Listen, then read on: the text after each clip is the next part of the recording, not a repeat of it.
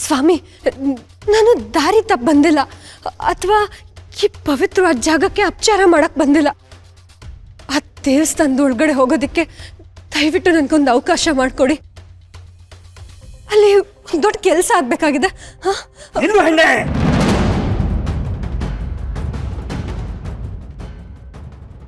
ಇದು ನಿನ್ನಂತವರು ಕಾಲಿಡೋ ಜಾಗವಲ್ಲ. ಯುಗ ಯುಗಗಳಿಂದ ಈ ದೇವಸ್ಥಾನ ಭೂಗತವಾಗಿತ್ತು. ಕಾಲವೂ ಪಕ್ಕವಾಗದೆ ಇಲ್ಲಿಗೆ ಯಾರಿಗೂ ಪ್ರವೇಶವಿಲ್ಲ. ಸುಮ್ಮನೆ ಪ್ರಾಣವನ್ನು ಕಳೆದುಕೊಳ್ಳಬೇಡ. ಕೊನೇ ಸಲ ಎಚ್ಚರಿಕೆ ಕೊಡ್ತಾ ಇದ್ದೀನಿ, ಇಲ್ಲಿಂದ ಹೊರಟೋಗು, ಹೋಗು.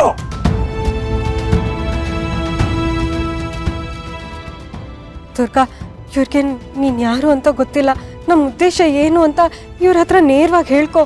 ಡಮರು ಬಗ್ಗೆ ಕೇಳು. ಹಾಂ ಸ್ವಾಮಿ, ನನಗೆ ಗೊತ್ತು ಇದು ಸಿದ್ಧ ಪುರುಷರ ಜಾಗ ಅಂತ. ನಾನಿಲ್ಲಿ ನನ್ನ ಸ್ವಾರ್ಥಕ್ಕೋಸ್ಕರ ಬಂದಿಲ್ಲ, ನಾನು ಒಬ್ರು ಪ್ರಾಣ ಉಳಿಸೋದಕ್ಕೋಸ್ಕರ ಬಂದಿದ್ದೀನಿ. ಆ ದೇವಸ್ಥಾನದಲ್ಲಿರೋ ಕಲ್ಲಿನ ಡಮರುಗ ನನಗೆ ಬೇಕು ಸ್ವಾಮಿ.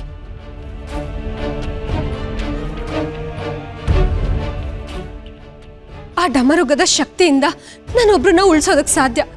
ದಯವಿಟ್ಟು ನನ್ನನ್ನು ತಡಿಬೇಡಿ. ಡಮರು, ಆ ರಹಸ್ಯ ನಿನಗೆ ತಿಳಿತು? ದುರ್ಗಾ, ನಿನ್ ಕೈಯಲ್ಲಿರೋ ಆ ಪತ್ರನ ತೋರಿಸು. ನಿನ್ ಮೂಲ ಏನು ಅಂತ ಇವ್ರಿಗೆ ಗೊತ್ತಾಗ್ಲಿ.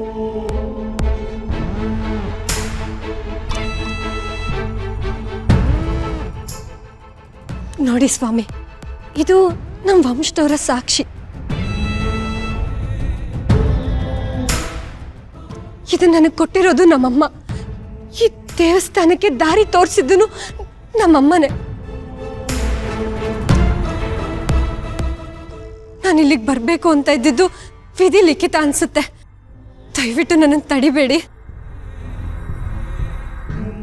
ಆ ದಿವ್ಯ ಶಕ್ತಿನ ಮುಟ್ಟೋ ಯೋಗ್ಯತೆ ನಿನಗಿದೆ ಅಂತ ಅನ್ಕೊಂಡಿದ್ಯಾ? ಸ್ವಾಮಿ, ನನ್ಗ ಯೋಗ್ಯತೆ ಇದೆಯೋ ಇಲ್ವೋ ಅನ್ನೋದು ನನಗೆ ಗೊತ್ತಿಲ್ಲ. ಆದ್ರೆ ಒಬ್ರು ಜೀವನ ಉಳಿಸೋದಕ್ಕೆ ನನ್ನ ಪ್ರಾಣ ಬೇಕಾದ್ರೂ ಕೊಡೋದಕ್ಕೆ ನಾನು ತಯಾರಾಗಿದ್ದೀನಿ. ಅದಕ್ಕಿಂತ ಇನ್ನೊಂದು ಯೋಗ್ಯತೆ ಇದೆಯಾ? ದಯವಿಟ್ಟು ನೀವೊಂದು ಕೈ ಮುಗಿದು ಕೇಳ್ಕೊತೀನಿ, ನಾನು ಒಳಗಡೆ ಹೋಗ್ಬೇಕು. ನನಗೆ ಆ ಕಲ್ಲಿನ ಡಮರುಗ ಬೇಕೇ ಬೇಕು.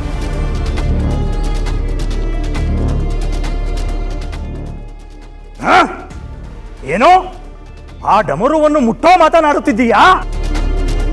ಏ ಮೂರ್ಖ ಹೆಣ್ಣೆ, ಸಾಮಾನ್ಯರು ಕೂಡ ದಿವ್ಯ ಶಕ್ತಿಯನ್ನು ಕಣ್ಣೆತ್ತಿ ಕೂಡಲು ನೋಡಲು ಸಾಧ್ಯವಿಲ್ಲ.